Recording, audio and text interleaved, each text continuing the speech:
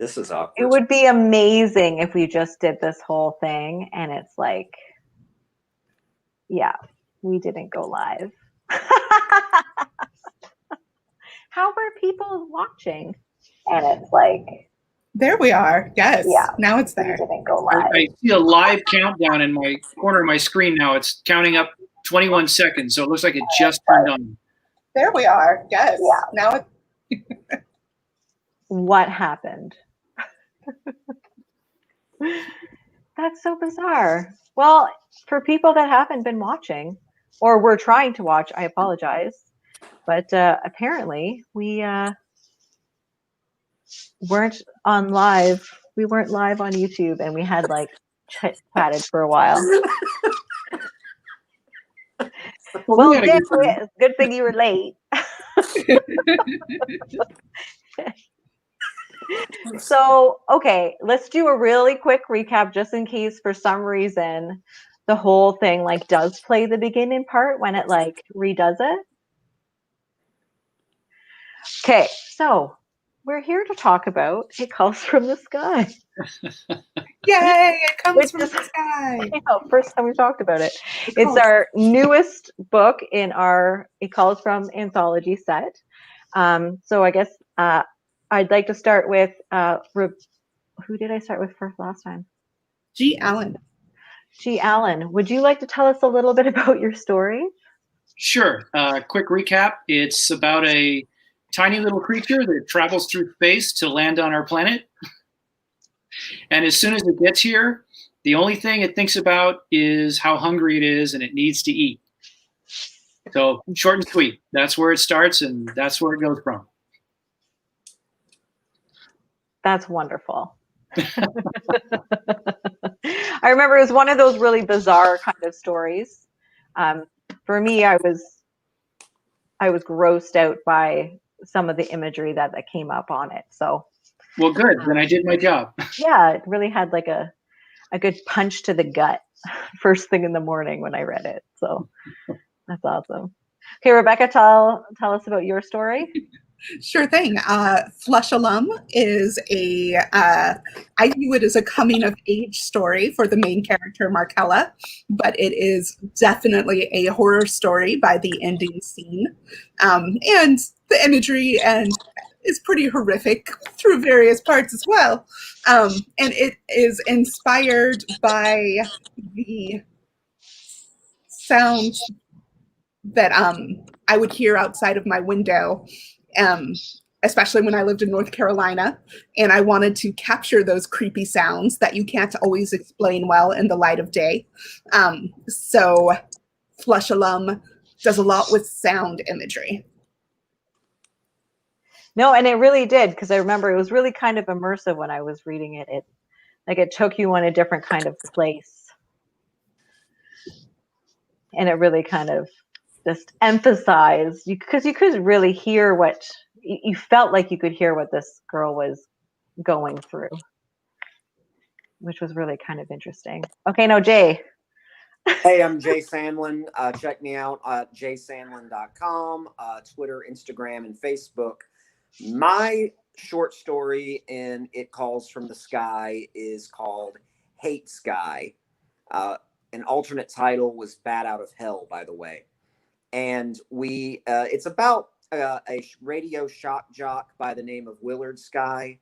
And he finds a frequency of new audience members that are just famishing to take a piece of him. And this is Mega Man. Yeah. Hey, Mega Man. So what inspired you to write that? Well, rumor has it I was having lunch with a friend of mine, and we were at a book signing for a comic book, the first issue I wrote 6 years ago in March of 2020. It's called Hellfighter Quinn 1, and we were talking about what to submit to this call for the sky. And I thought about how just news and hateful news, and how people who spend all day digesting it, absorbing it, and how does it turn them? How does it twist them? And what's a worst case scenario when that hatred is carried out. So it's a mix of that, a taste of the great outdoors. You get to know a lot of the local wildlife, Yeah. and the awesome Michelle River helped me edit and get to the horror faster, more gruesome, get to the scary, and that was what I definitely learned writing this short story here. Yeah. Writing short stories, at least for horror anyways, there's two ways to do it. One is to draw it out, but you still have to make it really impactful. And the other one is just to like get to the punch. It all depends on what the story needs and what Exactly. the audience really wants to experience in the story. So for this guy, or at least this character, I wanted blood and a lot of it. So I'm glad you gave it to me. And I hope everyone enjoys it. Yeah. Well, we were still, so I have to apologize. We were chit-chatting for like 20 minutes because we were waiting for the author of the story that we're going to read today. And I'm sure there's, who knows what's going on. But anyways, I somehow didn't actually go live. So I apologize for this happening a lot later than people expected. And so we're going to start reading the story. It's called The Flash. Well, not The Flash. It's called The Flash. It's by C.A. McDonald. And there was something that G. Allen had mentioned earlier when he emailed me. Do you want the narrator to read every part after the sentence? What did you ask again? I can't remember. Well, like my line, can you two quit it? And then it says the captain's voice cut over the CB, which would typically be the narrator. Do we want the narrator to cover those pieces? Or should it also be I just read that whole paragraph? I would think the narrator would cover those pieces, but are you going to narrate for us then, Michelle? Yeah. Do you want me to read? What was the part you were reading? Do you want me to read that too? It was Vera. There isn't too much. I think there's only like 5 lines. And I'm supposed to read Carlos the policeman, right? I don't know. What did the email say? Well, I am, but I was just saying it for the benefit of the people who did not read our emails. I'll be reading Carlos the policeman. Okay. Will you give me a moment to get into costume? Yes. And Vera's the dispatcher, right? I can read those because I don't think she comes in when I'm reading it later on. So yeah, she doesn't. I don't believe so. Not much if she does. I'm just making sure because it looks like I might have had. No, it's a different message. I was hoping I got a message, but I didn't. Okay. I didn't even bring donuts. What good are you? No donuts. No donuts. Yeah. All right, Vera. Then, Sergeant, if you're making those cinnamon rolls of yours tomorrow morning, you best share them with me. I don't care if it's your day off. the dispatcher's best conjoining tone crackled as the radio signal struggled for clarity. Otherwise, I might decide to send you some choice calls when you're back Wednesday. We're clear, over. Carlos laughed and shook his head. Outside his windshield, the forested night seemed a little less dark with Vera to banter with, even if she was almost twice his age and on her 3rd husband. Vera, sounds like you're making criminal threats over there. You gonna make me arrest you? God, can you two quit it? Oh, the captain's voice cut over the CB, grouchy as ever. I'm going to write you both up. Sergeant Fernandez, you're 10-10, so get off the damn radio and get home. Carlos' smile didn't fade. Roger that, Captain. He heard Vera acknowledge. Oh, that was Vera. No, it wasn't. You're good. Oh, whatever. I was going to read it, so I highlighted it wrong. He heard Vera acknowledge, even fainter now, that he was nearing the limits of his radio ability to cope with the mountainous terrain. His home and destination was Silver Falls, a tiny town in the Siskiyou mountains of California. So small, Google Maps had yet to document its handful of streets. The sheriff's office was a good 30 miles away from town, and with the trees, elevation gain, and ever-present hills, his radio usually gave up the ghost of maintaining a signal about now on his drive home. I should have read the whole thing before. He glanced at the clock on the dash and wished he could just teleport himself directly from the car to bed.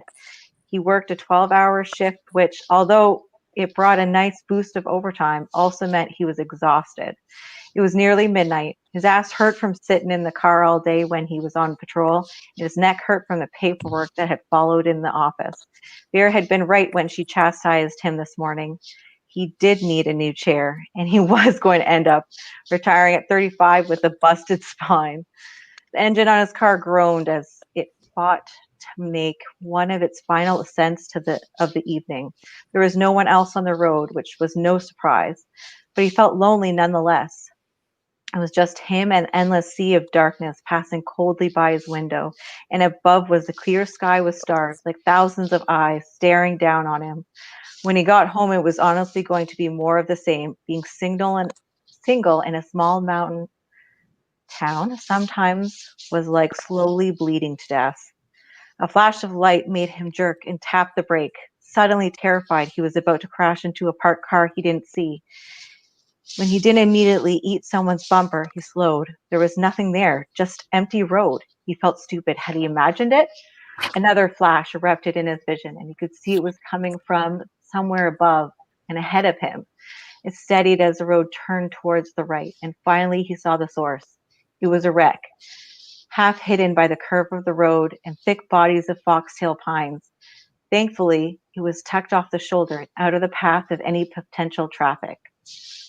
This is Sergeant Fernandez to base. Go ahead, Sarge.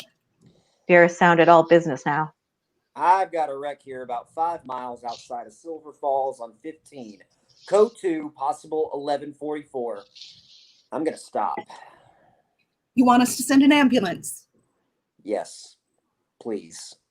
He pulled up near the wreck and pointed his headlights at the debris. It looks real bad. The whole front of the older rusted Ford Escort was crumpled on the driver's side, looking as if it had taken the brunt of the impact from the collision. Smoke billowed from the crushed engine, and there was glass everywhere on the street. 10-4, 1178 confirms. Please keep us advised. Carlos tried to move as quickly as he could while still maintaining calm. He got out his flashlight and ran towards the vehicle. The passenger side door was open, and the automated alert was pathetically pinging to notify the passengers. There was blood on the asphalt, and the whole windshield was destroyed. A single figure was slumped over the steering wheel, a man. Carlos immediately checked for a pulse. But as he did, the man's head flopped limply to the side. A wedge of glass, thicker than two of Carlos's thumbs, jutted from the left side of his skull. There were bits of bones and mashed brains on the dashboard. Base, this is Fernandez. I've got a deceased man in here. A flash, not from the car. He jerked towards where he thought he saw it was coming from, across the road between the trees and the little up the hill. It was looking like a lightning strike. Sorry, and I... There was another flash and a scream like someone in pain. He stared out at the hill, saw the blood on the glass, the passenger door open. Get the ambulance here right away. I think I've got another crash victim who may have wandered out into the woods. I'm going to go after them. Do you need backup, Fernandez? No, I think we've just got someone in shock. He'd seen it before. People wandering around from accidents, not knowing what they were doing or where they were going, particularly if they were injured. He started to run for the hill. 10-4, ambulance is 15 minutes away from you. Roger. The hill took up from the main roads, too steep and grassy to drive his car on. He trudged up, calves burning. The beam of his light showed blood on the grass and footsteps where the soft ground had given way. He suddenly regretted not going to the gym as much as he should have. Another flash lit up the sky, followed by a shrill jolt of another scream, this time closer. and definitely female. His lungs burned, and his chest ached, and he was gulping for air by the time the ground evened out again. Ma'am? He shouted. Ma'am, do you need help? He didn't see her. The trees began again, deepening the shadows to near perfect black.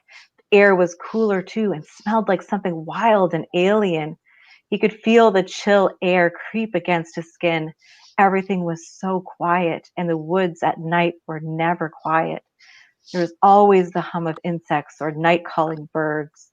It went beyond a physical silence. It became something else, a soundlessness he couldn't find the bottom of, the silence of a void.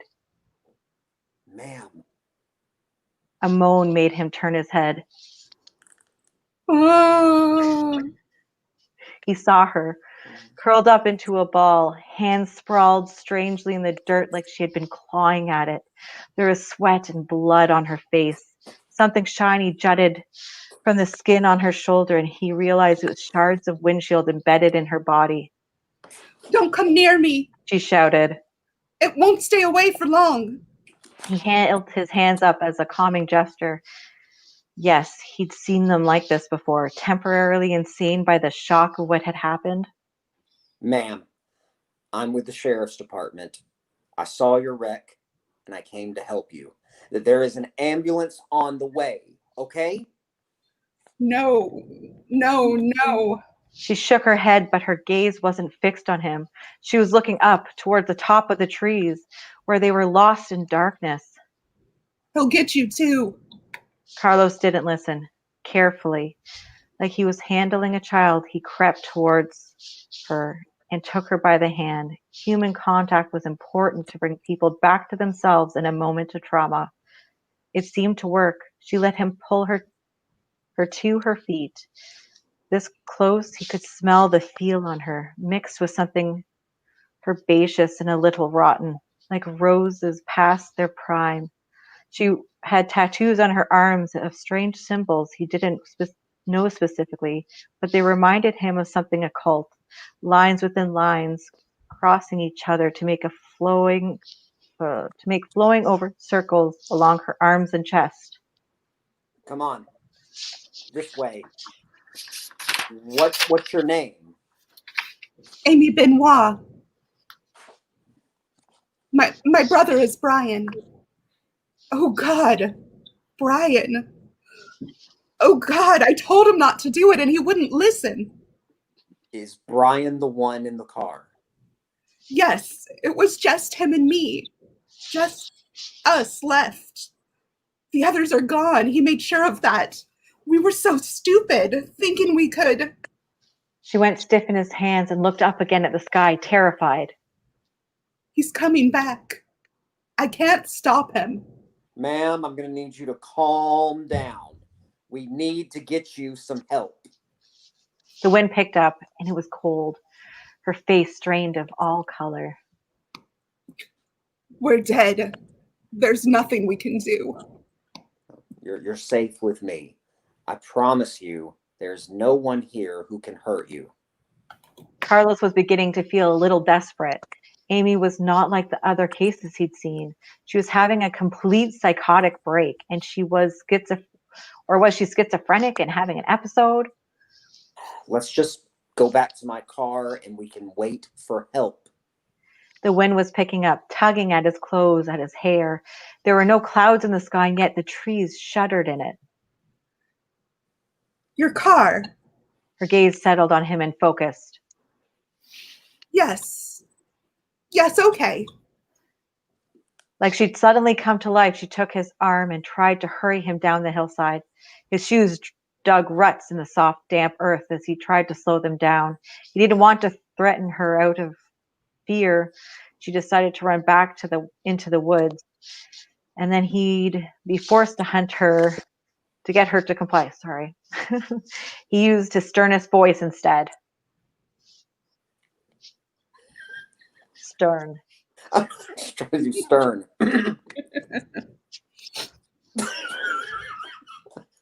Ma'am, please let go of my hand. Hold on, I lost my place. There it is. Amy released him, but it only made her run faster down the hill. She was going to get herself killed. The wind behind him howled, and he tried to focus on just keeping upright as he followed her down the incline. They hit the flat ground, and Amy fell to her knees, breathless. He could see now, nearer to the light of his headlights, that she was bleeding from her feet. Her shoes were missing, and there were scratches on her neck and back. He helped her stand, and she leaned a little on him, clearly reaching the end of her strength. Can you tell me what happened? He asked softly as he walked her towards his car. Pazuzu. She said. Gesundheit. I mean, Pazuzu. No, it's pardon. Pardon? Brian and his friends, they did it as a joke 3 days ago. He didn't believe anything bad would happen. The wind jerked at her clothes and her sweat-slicked hair. He never believed, thought it would be harmless, a prank just to freak me out because he knows I have more experience and stuff like this. She looked defeated, her eyes haunted. But then they paid the price. The skin on his arms had risen to goose flesh. She didn't seem insane right now. Can you explain all that in detail? I am not sure what you mean. Do you believe in demons, officer?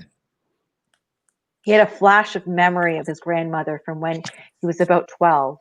She was seated on a porch with a shawl over her legs in the summer heat, a Bible in her hands as she warned him of evil spirits. He had ignored her. He wasn't particularly religious, despite the best efforts of his parents. Wasn't that he didn't believe in anything at all, he just had trouble believing in anything in particular. Amy's belief was so strong that it was breaking her sanity. Miss Benoit, are you telling me that you believe a demon caused this car crash?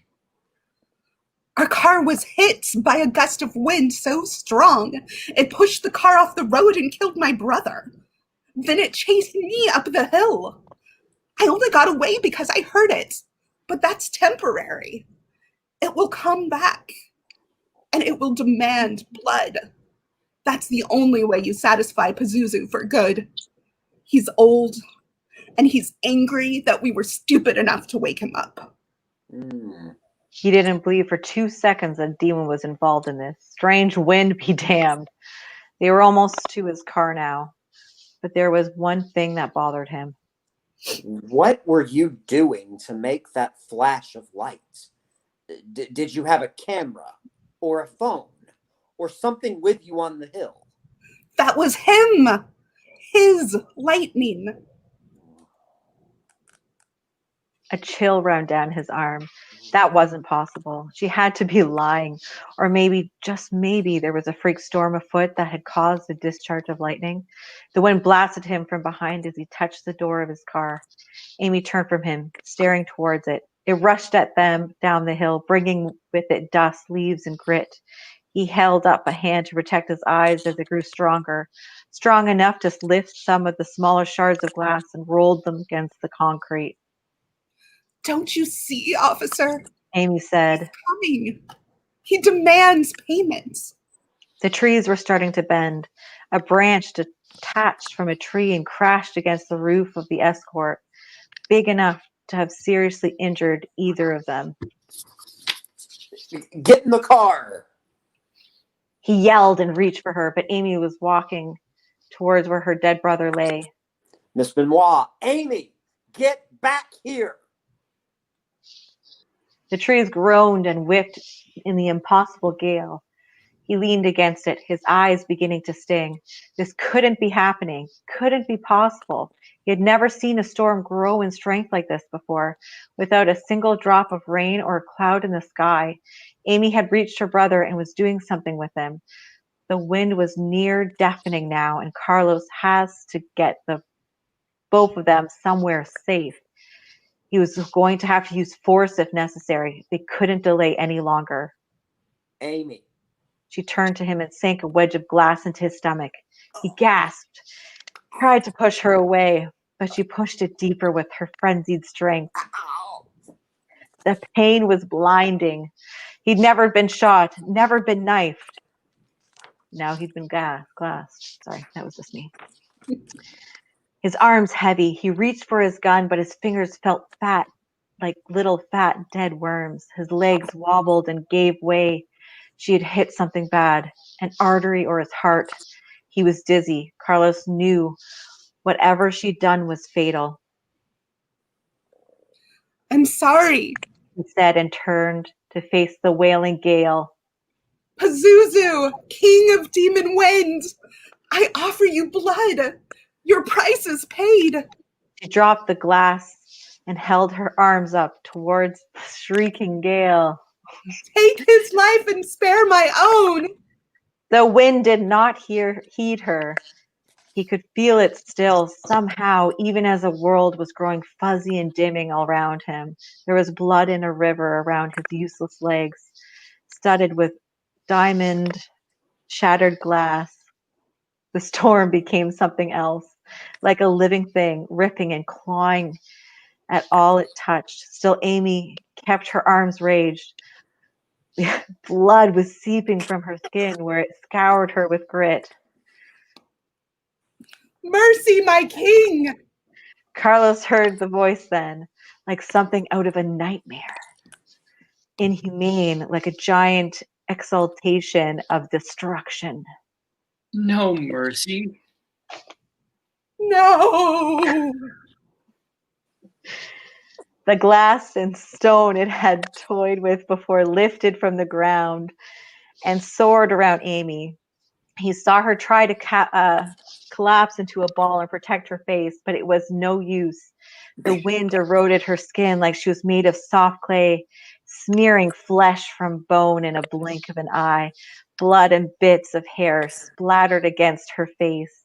He wanted to look away, but he didn't have the strength anymore. Amy stopped screaming. He could see part of her arm flayed down to bone. It trembled for a moment and then ceased, utterly still. He waited his turn for the wind to murder him. It roared, then the air stilled violently, sending every piece of grit and debris in motion, careening off in its own direct trajectory. Then there was nothing, no movement, no sound, save for his ears ringing. Flash. No, not ringing. The sound of sirens and the flash of ambulance lights as they pulled up towards the wreck. Flash. He had to hold on. Flashed. Just a little longer. Flashed. Just a little. Flash. Da-da-da-da. Flat. Very We good. did it. Good reading, everyone. Well, that was our first ever live table reading at Eerie River. So We can only go up from here. I think that was pretty damn perfect. That was amazing. Such fabulous author actors to read along with.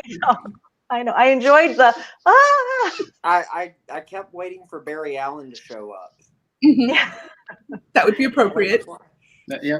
I enjoyed that. But yeah, so thanks for reading with me. I thought that was a lot of fun. Thanks for having us. Yeah, of course. Well, we do have one viewer. So if they would like to put a comment on, we can do a question and answer.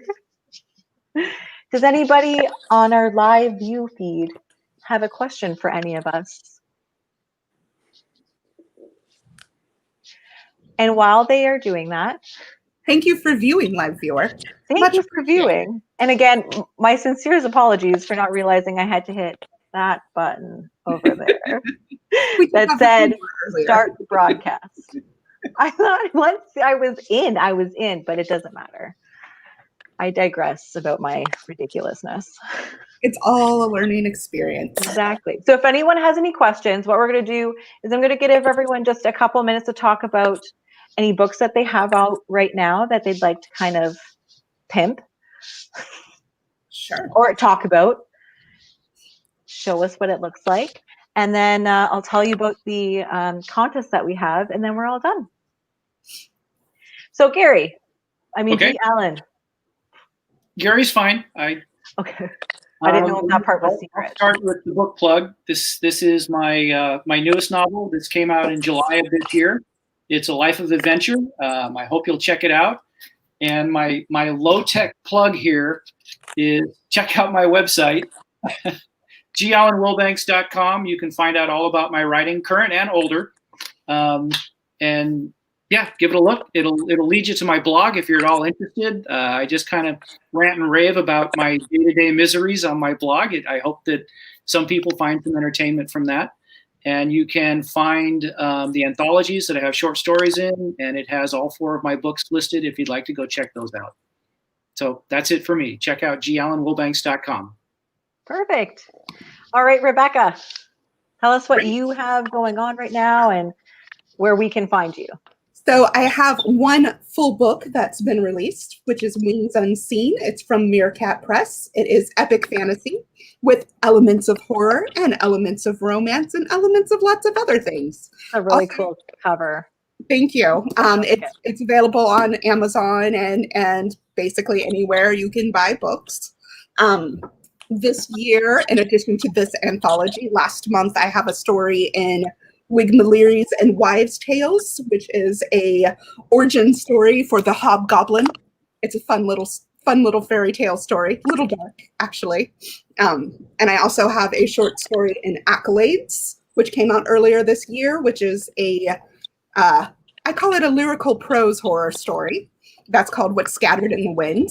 And I'll have a few more short stories coming out by the end of the year. It's been a good year for short stories.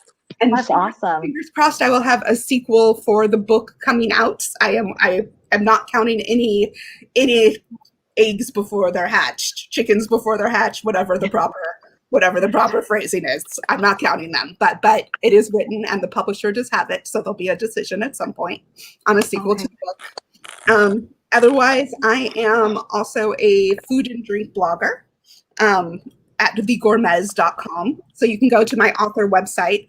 Just use my name here, RebeccaGomezFarrell.com. And you can also find my food and drink blog in there. All of my social media is at The Gourmets, which I will change my name here in the caption so you can see how to spell that. So that's perfect. Awesome. All right, Jay.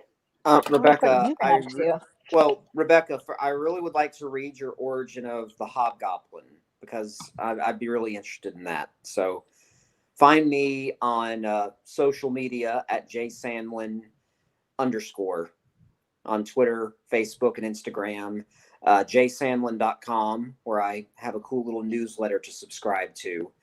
And I've got books out and books coming out. This is my only short story so far this year. I guess I'm the anti-Rebecca. I mostly do comic books and prose. In prose, I've got a short story collection, but they're intertwined. So I guess you could call it like a chronicle. It's called The Space Police Files. You can get that on paperback or ebook on Amazon or wherever you can get your books. One reviewer said that Rod Serling would nod in approval. It felt kind of like Tales of the Crypt in sci-fi meets cops. So that's available now. Probably the comic that I'm most known for, I guess, is Over the Ropes. It is my 90s pro wrestling story. And it is out now. It was 5 issues. We started them in December of 2019. It's available now on a single trade paperback, so you can pick it up all in one volume on Amazon or from the publisher, madcavestudios.com. Mad Cave actually published my other comic that came out this year, Hellfighter Quinn. And that's like a Mortal Kombat fantasy martial arts tournament between 5 clans for an object of great power. Lots of blood, guts, violence, and fatalities.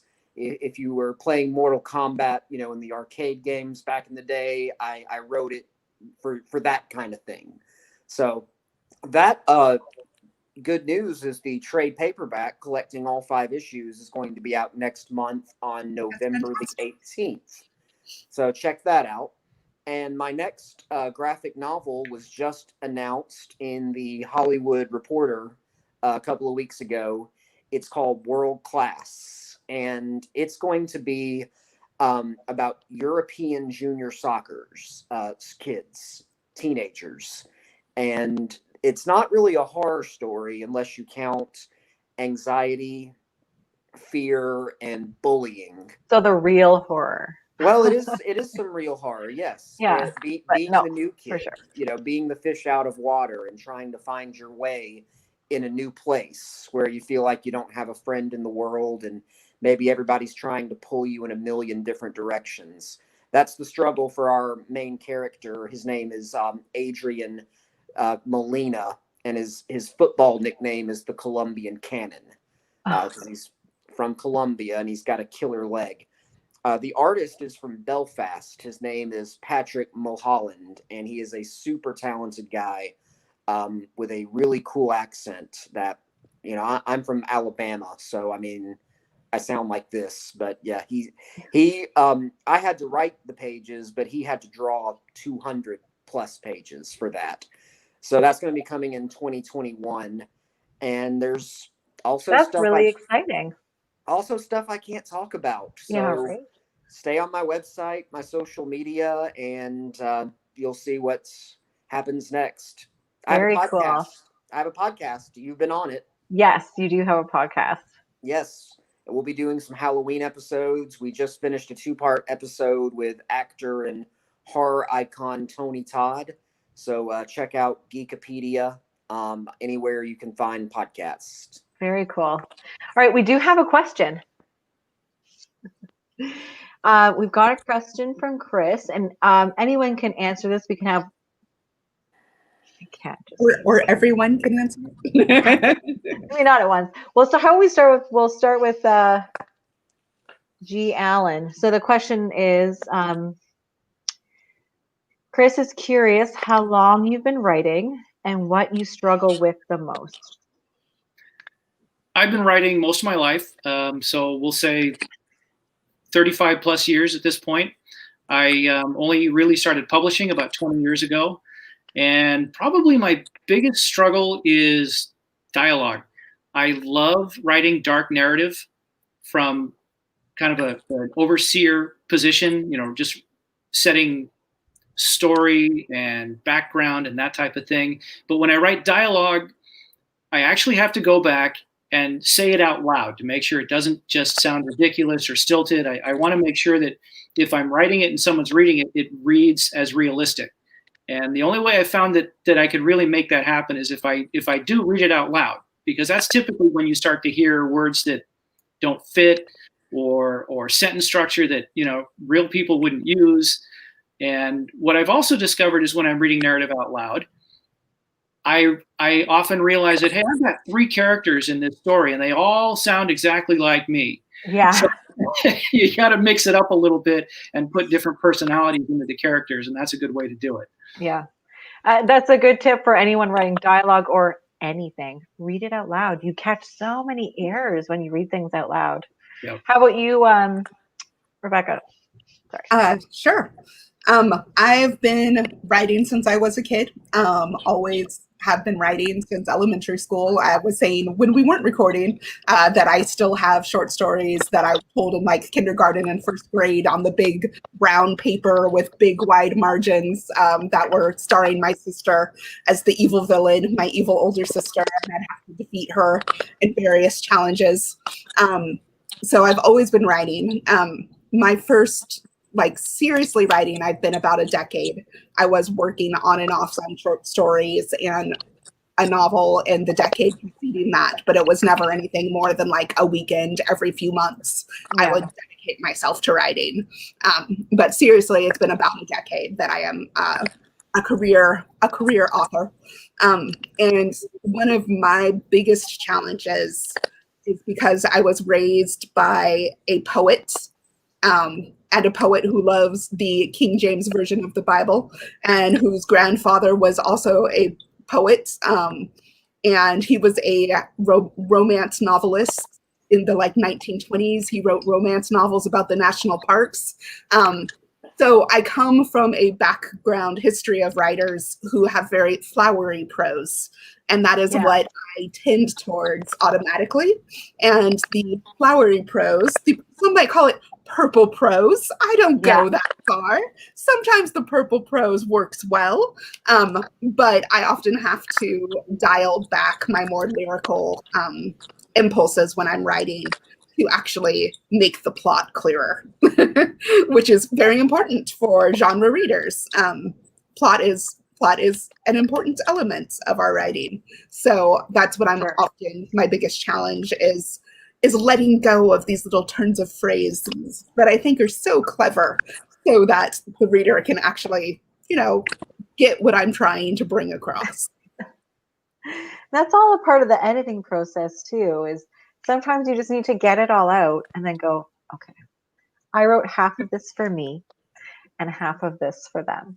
And so you just kind of just kill every other line. Or at least that's what I do, because I tend to just be like, blah, when I do have time to write. How about you, Jay? Well, I agree with my compatriots in the challenges. I have not been writing as long as the rest of you. I did write when I was younger. I would write little stories in elementary school, but what I really gravitated towards was theater. And I did theater all my life and read hundreds of scripts and learned how to tell stories on stage. And it wasn't until probably 2017 when I felt like I wanted to try writing instead of acting, because I wanted something that had more of a sense of permanence. And the biggest challenge for me was having reasonable expectations, understanding the timeline, and that goes along with patience. I've only been published for a little less than a year, and I am just figuring out now that it really is a marathon. And that's something that sounds like a cliche, and that, maybe you think you understand it, but it is. I do struggle with patience. I am of the generation that we want everything now, and oh my God, what's taking so long? Why don't I have what I want already? Yeah. Like, so cliches that's are probably my cliches for a reason. Do what? I said cliches are cliches for a reason. It's because it's true. So probably the patience and but what I really don't struggle with is just the fact that if you love to write, it's something that nothing can really stop you from doing. And I really recommend two books. One is Stephen King's memoir on writing that a lot of people know about. One that a lot of people probably don't know about, that's written more for writing today, it's called From 2K to 10K. And it's one about a process for writing, whatever your process may be. This author has a really good one, and it's really helped me, and probably with my prose writing and getting more words down, getting my word count up to, I didn't get it up to 10K a day like this author did, but I did get it up to about 3K a day. Well, that's awesome. So I'm happy with that. Yeah, be happy with that. I'm happy with 100 words in an email sometimes. Can I add on to what Jay is saying, and that I do a lot with various writer communities, and the one thing that I know I share very often is that persistence is really key to a writing career. And it can be like writing is isolating, and writing can also be very full of rejection. And you have to learn how to persist even when you do get the rejections, and just continue. The only thing you can control is the quality of your work. And the rest of it, you have to keep putting your work out there in order for it to be seen, whether that means submitting it to a publisher or a magazine, or whether that means submitting it to Amazon to upload if you're doing it yourself. Yeah, self-publishing. Persistently keep going. Yeah, no, I completely agree. I was think that- rejected for the homecoming dance the night of the dance, so I can handle this. And senior prom, for that matter. Oh, I'm not going to feel bad for you. I think I better just go now. Well, I think that's the only question that we really have. But so the next thing I wanted to kind of just thank you guys for coming. It's been awesome. We're going to do a little bit of a giveaway. So the way that the giveaway is going to work is anyone that first thing we're going to do is give away a paperback copy of It Calls from the Sky. This is going to be signed by Jay and mailed to you. So this is a big one. It's going to be an actual physical copy of a book, guys.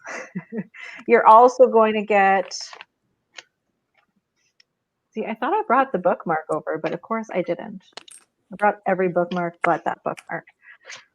Doesn't matter. You know, You're gonna this is my son's badge, and he's 4 years old, and I'll never be able to get it off now. No, it's stuck there. You're going to sleep in that. You're going to get a set of postcards, and you're also going to get the Eerie River bookmark. But you're also going to get the Sky bookmark. So you're going to get like a little bundle, a signed bundle from Jay. The way to enter that is, there's going to be a couple different ways. We're going to have a post on our Facebook page. So if you comment on there, on the actual giveaway post, giveaway one, you'll see I haven't posted it yet, but it'll be out there. If you post on there, I want to know a fear. Let's say something. Give me what you're scared of. So that's 1 point for that. If you want to earn another point, actually go on to our YouTube page, subscribe to our YouTube page, and leave a comment. That will get you 2 points. So if you want 3 whole points, go on Facebook, make a comment of what you're scared of. Then go on YouTube, subscribe to our YouTube page, and then also make a comment. So I'm going to draw 3 prizes. First prize, again, is going to be the book. Next 2 prizes are going to be ebooks, but also a set of the collector editions of our postcards and bookmarks. So that's 3 different ways to win, 3 different things to do. And I'm going to be pulling names on Monday, so you have the entire weekend to leave your comments. Okay? Well, beyond that, thank you for joining us. Thank you for having us. Thanks for coming, and it's just been awesome. So you guys have a fantastic night, and thanks for everyone that tuned in and tried to tune in. And again, first one. They can watch a recording later. It's fine. You'll catch it. But yeah, thanks so much for joining us, you guys. You have a great night, and we'll talk soon. All right, Bye. bye.